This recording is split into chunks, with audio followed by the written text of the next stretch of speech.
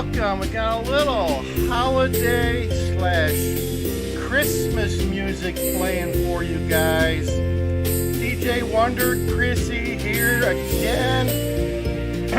Yeah. Let me finish my setup here.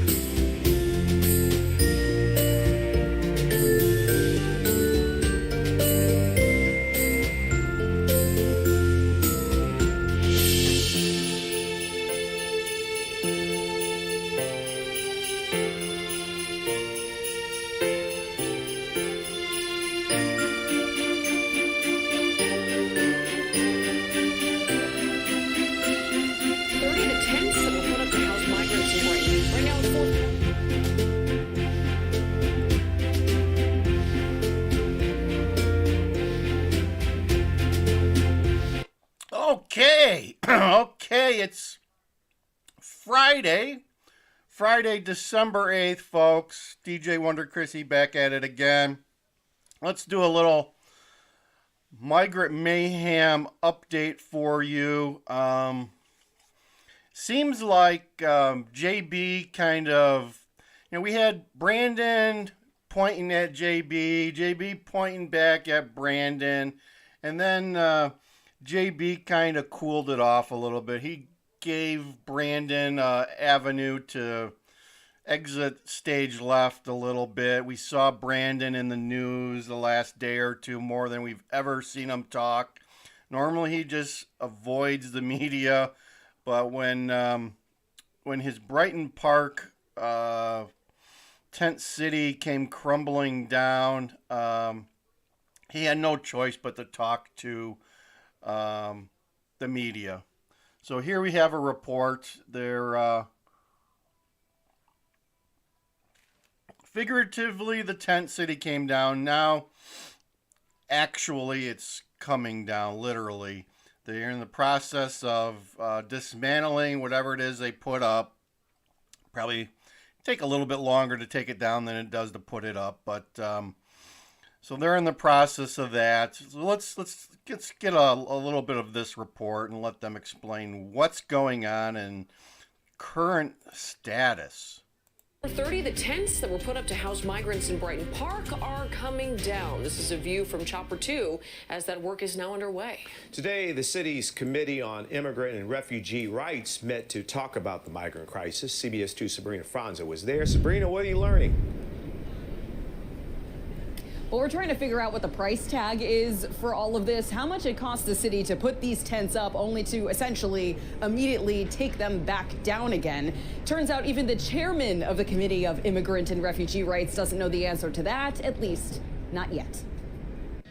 We're seeing an administration trying to do its best to solve a crisis that is unprecedented. That's going to lead to good and bad calls. The ayes have it. At a meeting of that committee today, members voted on a resolution to urge President Biden to use his executive power to secure work permits for all undocumented people in Chicago, not just new arrivals. That passed and heads to a full council vote on Wednesday. Before that, our sources say the city should have the results of yet another environmental review for the second scouted migrant tent location at 115th and Halstead. The same location, we're told, is where the tents at 38th and California are moving, now that the city is actively taking them down over concerns of contaminated soil there. Originally, the city argued the site was still viable, that the environmental concerns were fixed, but the governor's office stepped in and pulled the plug. Governor J.B. Pritzker addressed his relationship with Mayor Brandon Johnson at an event today.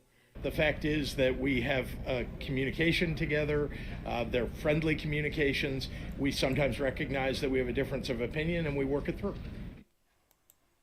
So there you have it. JB's giving Brandon exit ramp instead of dissing him some more and trying to take him down.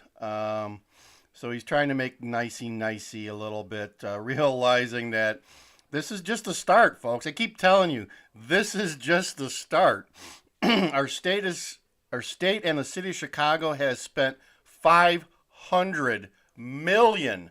That's $500 million this year And it's only going to get worse. It's only going to get worse because now they're headed to partnerships with Archdiocese of Chicago to rent out their schools, and they're not going to do that for free. There's going to have to be some payment going on, and actually I think I heard that the Archdiocese is going to man them, so there's going to be big bucks exchanging hands there. So let's let JB finish his nicey to Brandon.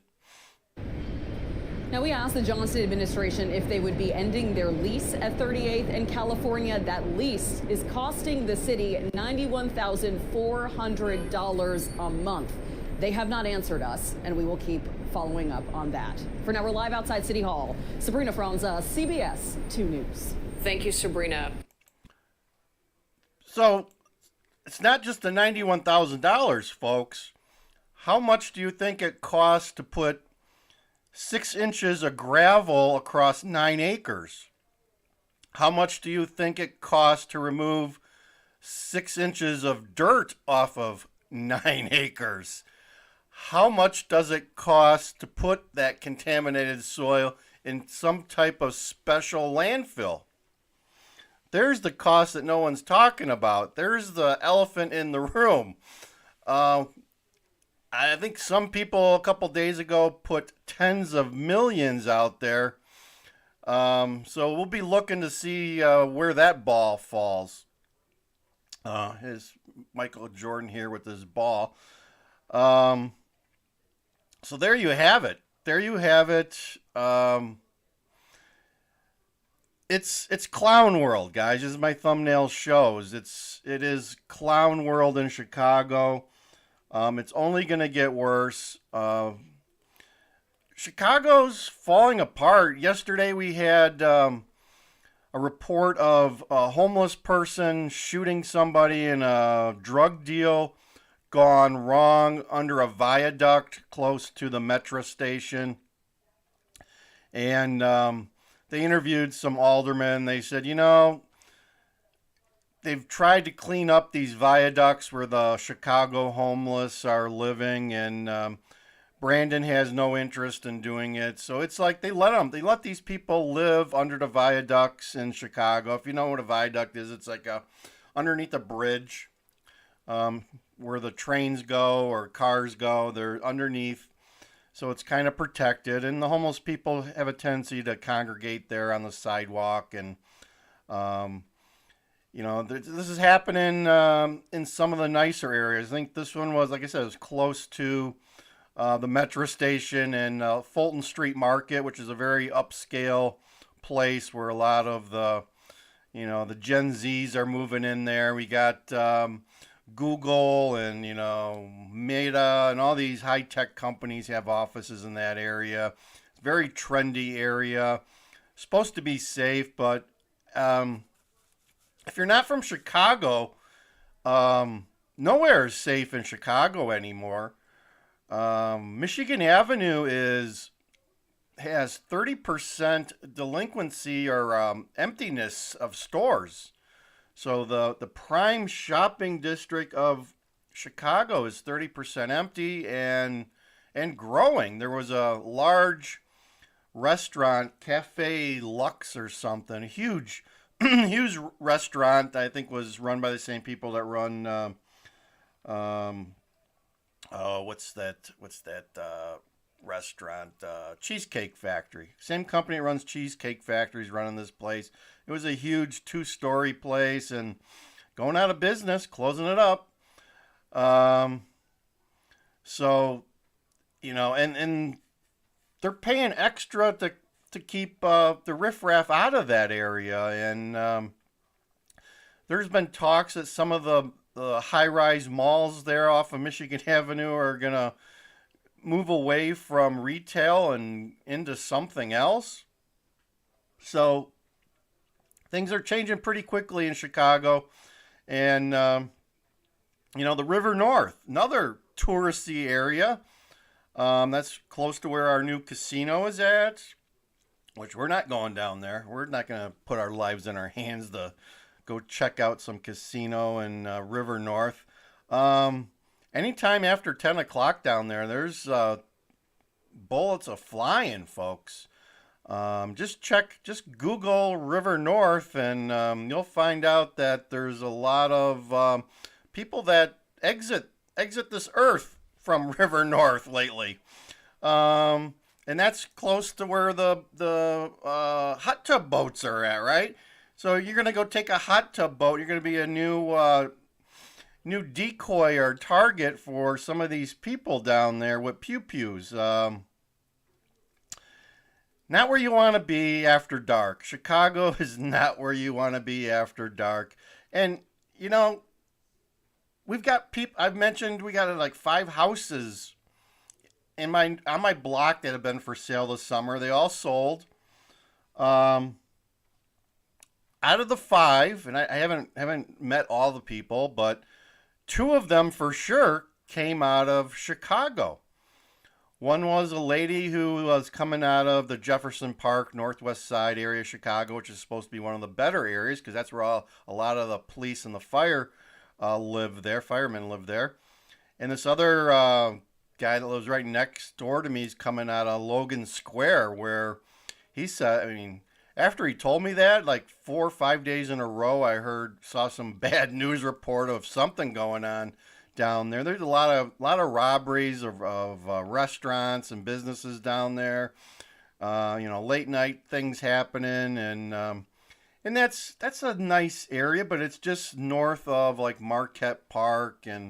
But as I said before, there is no spot in Chicago where you are safe anymore because they have fleeced everything out of the bad areas of town. There's nothing left that they want. So they're left with going into the nicer areas and seeking out other victims, right? So that's what's happening. We're just gonna see it here coming to the suburbs too.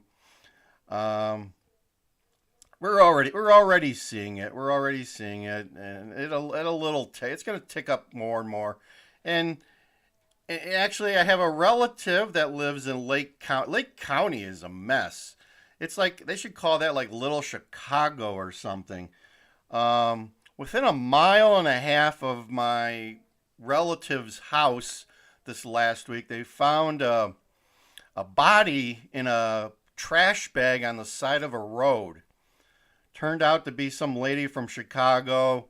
She was strangled, and someone just dumped her on the side of the road out in the middle of nowhere, close to Antioch, like west of Antioch and close to the border. But my relative lived like a mile and a half from there, and I haven't talked to them yet, but interested in finding out how they feel about that event. In Gurnee, it's a nice suburban town, but the problem is close to Gurnee, there's some bad areas, and those bad areas are getting worse as time rolls on. So there you go. There you go. Chicago is in a no-win situation. So now they're working with the Archdiocese of Chicago. They've identified 2 grade schools that have been closed. One is in the Portage Park area. I think I saw some media reports where people are starting to get going or organize to push back a little bit.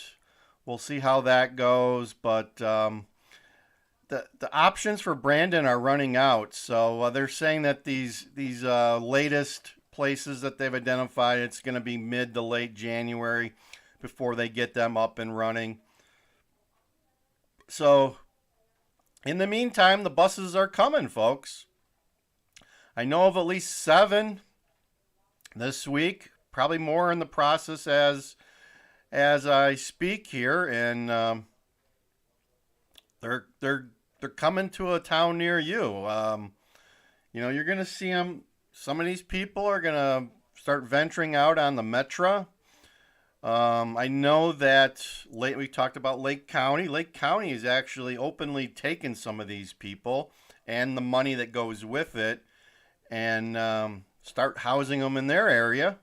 So you're going to see that happen. I know we had a report a couple weeks ago about some migrants in a town next to me, Crystal Lake, who were doing some devious things in the Oak Brook area, stealing from people, and they were trying to run some type of lotto scam, I guess, and actually had a lady willing to go to her bank and take out $20,000. So the way the scam works is they need some money in order to submit the request for this $100,000 ticket. And would you be willing to help me? Well, they found a lady stupid enough to help them. She went to the bank and took out $20,000, and I don't know how maybe at some point she found out she was shilled, and she went to the police. But they ended up finding these people and arresting them, and they were over here in Crystal Lake, stone's throw from my house. So no one's immune. No one's immune to this. It's not a red or blue thing. It's a USA thing. $500 million, folks. If you're a taxpayer of Illinois, think about that. $500 million, and we're a state that doesn't manage its money very well. Illinois doesn't have a revenue problem. Illinois has a spending problem. Let me say that again. Illinois does not have a revenue problem. They have a spending problem. They waste way too much of the taxpayers' money. We are taxed very highly here. I think state income tax is like 5.5%. Your sales tax on groceries is 1%. And your tax on normal stuff that you buy at Home Depot or Target or whatever is like 6.5% to 7%, depending on what town you're in. So we're paying our taxes. It's just that the politicians are wasting it. No shortage of that. No shortage of that. So that's the only update I have for you today. I'm going to let you guys go. Hope you enjoyed the update. Like, share, and subscribe. Land Cruiser Midwest. This is DJ Wonder Chrissy. Over and out. Thank you very much. We love you. And check out our channel, all the content, a little bit of everything, and getting with the. I just visited All Saints Cemetery, and we went to the Ringling Brothers tomb. So check that out. Check that out. I didn't see any clowns there, but we actually did a visit to Ringling Brothers mausoleum in the cemetery here in Chicago. So check that out.